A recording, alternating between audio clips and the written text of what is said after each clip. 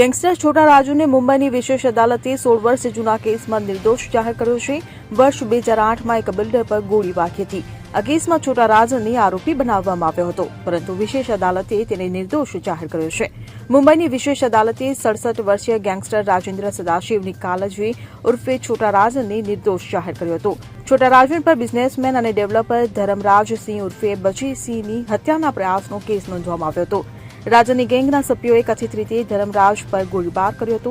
આ ફાયરિંગમાં ડેવલપર ગંભીર રીતે ઘાયલ થયો હતો। ઉલ્લેખનીય છે કે છોટા રાજન હાલમાં તિહાર જેલમાં બંધ છે અને તેને વિડીયો કોન્ફરન્સિંગ દ્વારા કોર્ટ સમક્ષ હાજર કરવામાં આવ્યો હતો। આ સમગ્ર મામલો વર્ષ 2008નો છે અને આ કેસ મુંબઈના ડીએન નગર પોલીસ સ્ટેશનમાં નોંધવામાં આવ્યો હતો।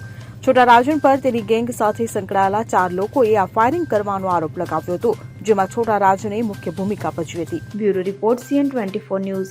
હવે જુઓ દેશ દુનિયાની તમામ ખબરો તમારી આંગળીના ટેરવે।